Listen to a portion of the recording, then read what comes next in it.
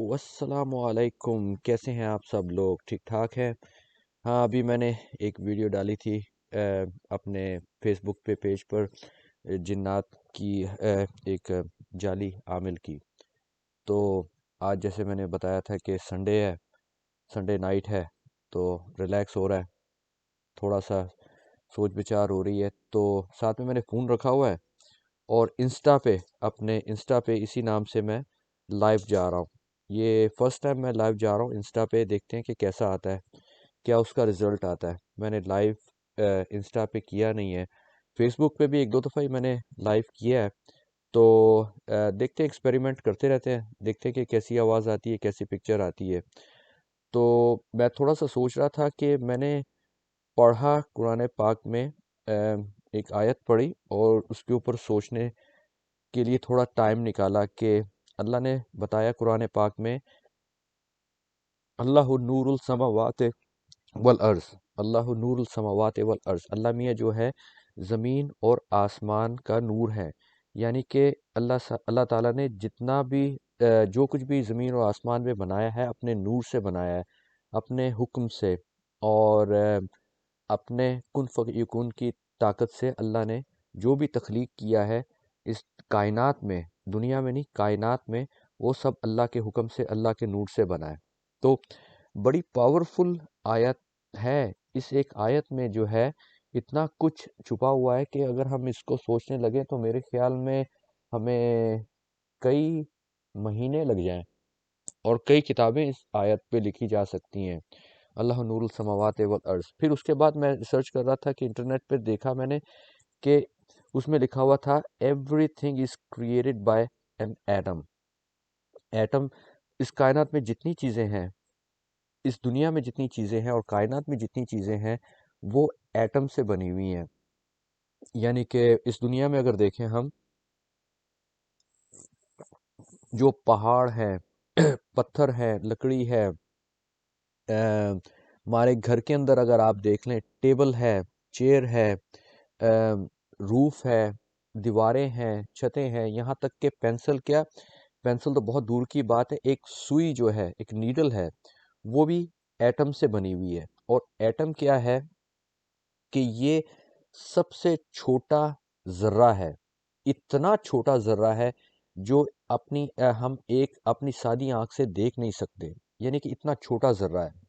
इसको देखने के लिए मेरे ख्याल में अगर हम ज़्यादा पावरफुल माइक्रोस्कोप यूज़ करें तो वो माइक्रोस्कोप में भी नज़र नहीं आएगा। इसको देखने के लिए मेरे ख्याल में इलेक्ट्रॉन माइक्रोस्कोप या बहुत ही बड़ा कोई रिएक्टर यूज़ करना पड़ता है इसको देखने के लिए। चूँकि मैं न्यूक्लियर साइंटिस्ट तो नहीं हूँ, तो मुझे इसका ज़्यादा पता नहीं है कि इसको किस तरह देखा जा सकता है। लेकिन मेरे ख्याल के मुताबिक अभी इसकी असली शक्ल 100% मेरे ख्याल में वीडियो आई है कि नहीं, कोई इसकी तस्वीर आई है कि नहीं, कुछ इस तरह का इनका ख्याल है कि किस तरह एटम काम करता है और कितना छोटा है। एटम इतना छोटा है कि कहते हैं कि जो सुई है, नीडल है, उसकी जो टिप है, उसके ऊपर बिलियंस एटम आ जाते हैं। और ये एटम जो है एक दूसरे के साथ बहुत ही स्ट्रॉन्ग फोर्स से जुड़े हुए होते हैं। और जितने एटम जुड़ते जाते हैं चीज़ उतनी ही बड़ी होती जाती है। यानी कि अगर सुई की नीडल पे अगर बिलियंस एंड बिलियंस एटम है और एटम जुड़ते जाएंगे, वो सुई की नीडल बड़ी होती जाएगी और वो एक सुई बन जाएगी। यानी कि एटम इतनी छोटी चीज़ है। एटम बिल्कुल एक दुनिया है, एक कायनात है। जिस तरह हमारा एक सोलर सिस्टम है, उस सोलर सिस्टम का जो सेंटर है वो है सूरज। और उसके इर्द गिर्द जो प्लैनेट्स जो चक्कर लगाते हैं उसके अपने मदार पे, जैसे दुनिया हो गई, अर्थ हो गई, वीनस, नेपच्यून, प्लूटो एंड दूसरे सितारे जो है, बिल्कुल एटम भी उसी तरह का ही है। यानी कि एटम के सेंटर में जो है वो भी एक न्यूक्लियस है जिसे न्यूट्रॉन कहते हैं और उसके ऊपर नेगेटिव चार्ज होता है। उसके गिर्द जो है प्रोटॉन गर्दिश उसी तरह करते हैं जिस तरह हमारे सितारे या सियारे, मेरे ख्याल में कहते हैं प्लैनेट्स, वो सूरज के गिर्द गर्दिश करते हैं। जितने जितने प्रोटॉन, न्यूट्रॉन, इलेक्ट्रॉन या प्रोटॉन ज़्यादा होंगे, वो चीज़ उतनी ही भारी होगी, उतनी वज़नी होगी। और جیسے کہ میرے خیال میں کاغذ کے پروٹون جو ہے میرے خیال میں کم ہوں گے اور لوہے کے پروٹون جو ہے وہ زیادہ ہوں گے. پھر اس کے بعد الیکٹران بھی ہوتے ہیں، میرے خیال میں الیکٹران کے اوپر کوئی اتنا زیادہ چارج نہیں ہوتا. تو اینی وے چونکہ میں اتنا اس میں نیوکلیئر سائنس تو نہیں ہوں، تو اس لیے مجھے زیادہ اس کے بارے میں معلوم نہیں ہے، لیکن یہ ہے کہ دنیا میں ہر چیز جو ہے وہ ایٹم سے بنی ہے. اچھا، ایٹم کیا ہوتا ہے کہ یہ جب ایک دوسرے کے ساتھ بانڈ کرتا ہے تو ایک شکل بنتی ہے. جیسے ہماری شکل جو ہے، ہمارے ناک کے اوپر جو ہے زیادہ ایٹمز ہوں گے تو ناک لمبی ہو جائے گی، یا ناک کے اوپر چھوٹے ایٹمز ہیں، کم ایٹمز ہیں تو ناک پتلی ہو جائے گی. کان کے اوپر زیادہ ایٹمز ہے تو کان جو ہے اس طرح ہو جائیں گے. یعنی کہ جتنے ایٹم جس طرح شکل اختیار کرتے ہیں وہ انسان کی شکل ویسے ہی بنتی جاتی ہے. اور دوسری چیزیں بھی، اگر ٹیبل بنانی ہے تو جس طرح اس کی ایٹمز لینتھ میں زیادہ ہوں گے تو ٹیبل کی لمبائی زیادہ ہو جائے گی، چوڑائی میں زیادہ ایٹمز ایڈ کیے جائیں گے تو اس کی چوڑائی زیادہ ہو جائے گی، اس طرح اس کی ہائٹ بھی ہوگی. تو چونکہ ہر چیز جو ہے اس دنیا میں ایٹم سے بنی ہے، تو میں یہ سوچ رہا تھا کہ اس آیت کے مطابق کیا جنات بھی ایٹم سے بنے ہیں؟ سوال تو یہ ہے کہ کیا جنات بھی ایٹم سے بنے ہیں؟ اچھا، ایٹم جو ہم دیکھتے ہیں، ہم کسی چیز کو دیکھتے ہیں تو وہ بہت سارے ایٹم چونکہ ایک دوسرے کے ساتھ جڑے ہوئے ہیں تو وہ ایک شکل بنتی ہے، ایک چیز بنتی ہے. اگر ایک ایٹم ہوا میں تیر رہا ہو، گھوم رہا ہو، تو وہ ہمیں نظر نہیں آئے گا، وہ اتنا چھوٹا ہے.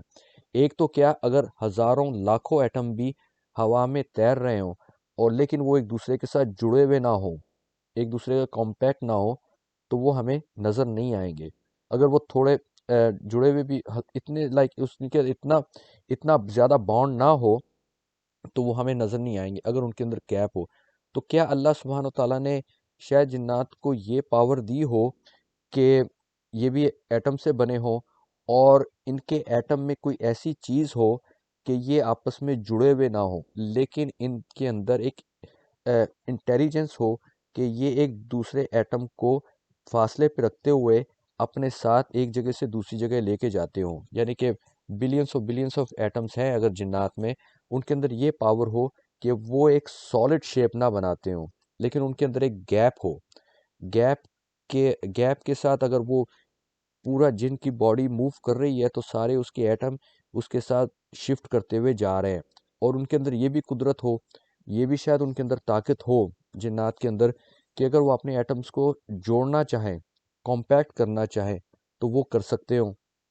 یعنی ان کا جتنے بھی ایٹمز ہیں وہ جڑ جائیں اور سالڈ ہو جائیں تو ایک ہو سکتا ہے کہ ہمارے سامنے دھوئیں کی شکل نظر آئے.